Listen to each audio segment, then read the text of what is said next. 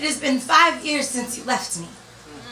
Recently, I've been reliving every memory, trying to create new ones, crying because I can't create new ones. I miss you. It has been 5 years since I smiled the way I used to. Wow. Standing next to you, playing piano with me, singing soprano, an unstoppable duo, but now I only sing with the radio. And people ask why I don't sing for them, but I lost a part of this voice when I lost you, Dad. It went into that machine that turned your thinning body into ash, so that now when I go home, I can visit a block of stone that's supposed to represent all those memories I have. It has been 5 years.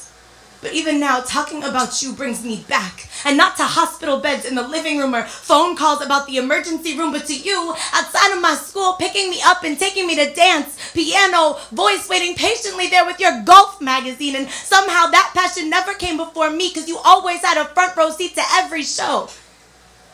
But you never got to come to an open mic.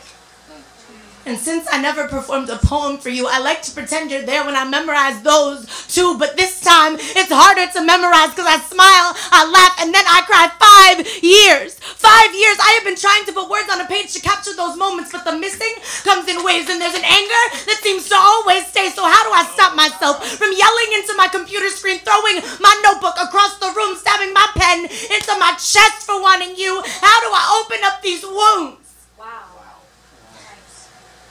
Carefully, he would tell me.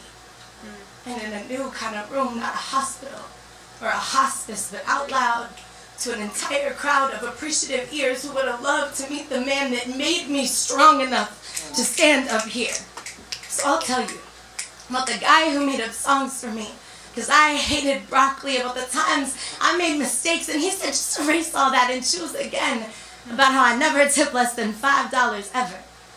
Because he taught me the meaning of generosity on every scale. I'll tell you about the guy who made dinner every night, drove carpool for every field trip, and only showed weakness when I was in pain. About the man who still blow-dried his hair after chemo because even cancer couldn't take away that gray. I'll tell you that my dad was the best dad any girl ever had, and yes, he left me way too soon, but someone somewhere needed him. I have to believe that's true. So Dad, wherever you are, I know that I look fine now, but every time I open my mouth, I am missing you.